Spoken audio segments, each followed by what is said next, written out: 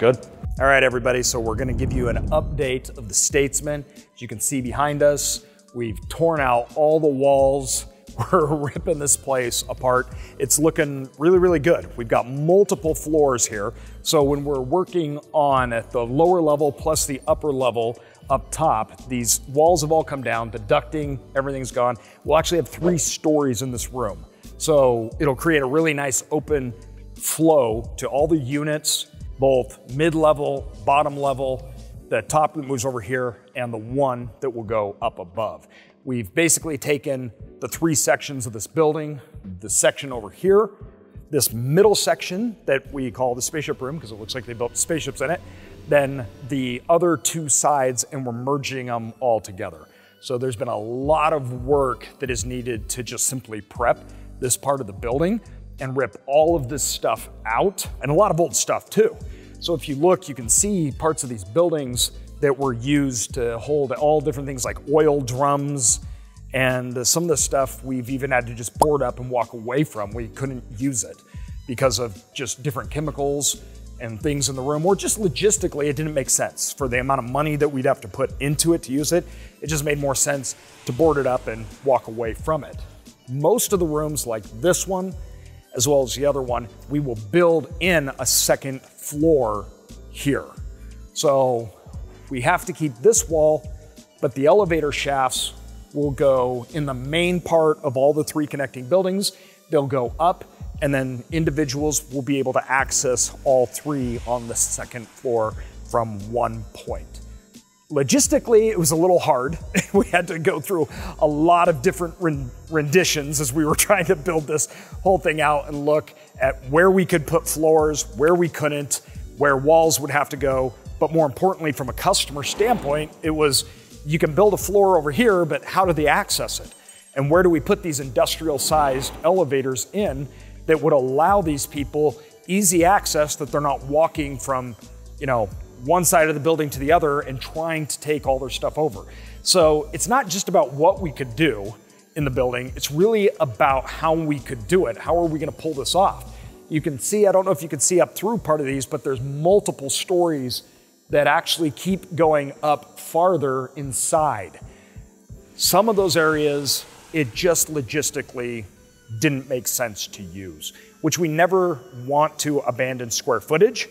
But a lot of times in buildings like this, we can replace and create another floor or open access to allow there to be more usable square footage and a much more efficient, cost-effective way that we can charge much higher prices for. So we're balancing all of these things when we're trying to gut this and build into it. But that's why this is such a good project, because there's so many options, so many opportunities. All right, so let's talk about a few of the pros to this building. One of the biggest pros to this project was it was a combination of industrial plus office buildings. And it allowed us to have a good framework where we could tear everything out, and the bones were good. So we had a really good blank slate that allowed us to build up, to build out, and really utilize a lot of the empty square footage in rooms like this. Okay, this is another example of utilization of space that is different from common buildings. So we've done other things like retail centers, which is just a big box, as opposed to here, the rooms and the buildings vary in size and width. Here we can go up 3 floors, where other parts we can only go up 2. That creates a lot of ability for us to change the customer's product, the unit types, how they access it, where we put things, wine storage, big storage, small storage. It really gives us the ability to add a lot of character and a lot of different types of products for customers in this building. All right, so by far, probably the biggest pro to this entire project is its location. Because it was already an existing building, it is on the last exit into a downtown that is already all built out. So there's not a lot of ability or room for competition to come in this area. Now, while there's not a lot of ability for competition to come in, people are building up multifamily. That creates this location extremely desirable because of population density, the lack of competition to come in, but also if you look around, we have the freeway, and we have main roads all right next to us. So the visibility of this location is incredible. Now, most of the time it can be really hard to secure a location and get approvals that you needed.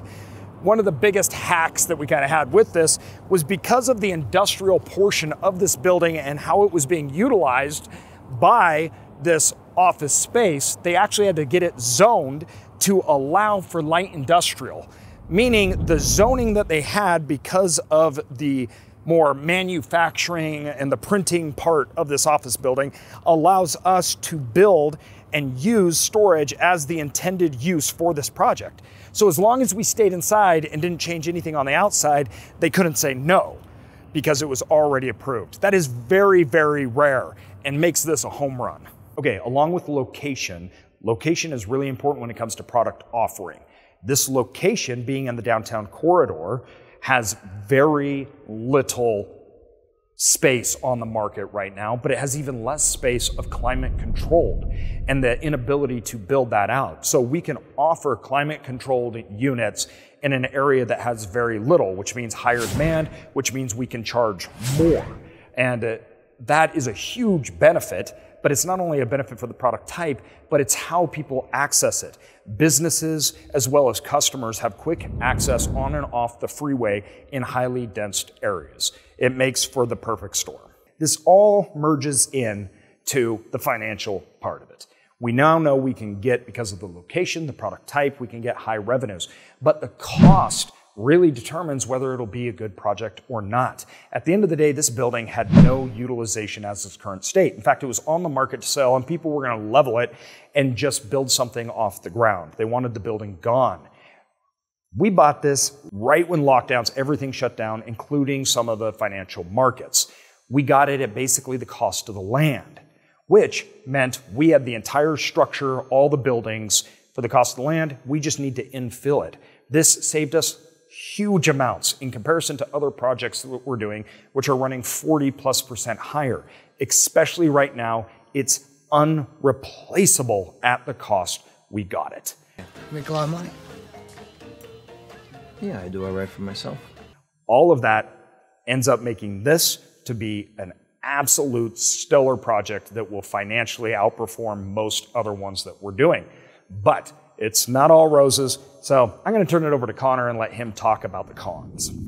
All right, guys, now for cons. So we're going to jump in, we're going to talk about some cons. First one being the unknowns. When you go into a building like this, you have so many of these different pieces of infrastructure and portions of the building that used to be utilized for a certain aspect, but now you have to take out because that utilization is no longer there. This being an old newspaper building, there was a large printing press on the other side here. There was tons of equipment, tons of things coming down from the ceilings in here. And this is all stuff that when you get into it, you're gonna have a lot of unknowns when you start taking those things apart, taking them down, whether that's hazardous materials, whether that's structurally, whether it's in the walls or these different floors. There's a lot of unknowns that you're gonna jump into when you start diving into a building like this in a massive conversion project like we have here. Second con, unusable infrastructure. This is a perfect example that we have right here. This entire floor has to come out and be removed. We're going to be building another second floor in at a newer level. Reason being that this has to be removed. This does not sustain the load capacity required for self-storage. So structurally, it's not going to work. So it has to come out, and that is in addition to mechanical, electrical, plumbing. We have a whole third floor in this building of mechanical equipment that's going to have to come out and be removed, completely abandoned, closing the door, throwing away the key, never using it again. So unusable infrastructure, again, there's a ton of electrical, mechanical, plumbing that we'll never be able to utilize. That increased demo costs, that increases, again, those unknowns. Huge, huge con to look for.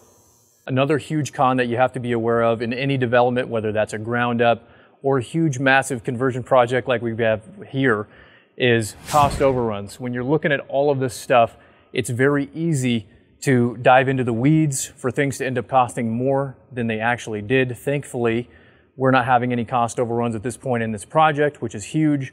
One of the key reasons for that is that we have key people on our team that are advising us, that are looking over these projects, that are here working every single day, that are making sure, double checking things. It's the whole measuring things twice, cutting once scenario where we have multiple experts, multiple eyes looking at these things to make sure that the project is on time, on budget, and we're avoiding those cost overruns completely and totally by having things evaluated, whether that's your structural engineering, your mechanical, your electrical, any way that you can eliminate costs, reduce costs, value engineer.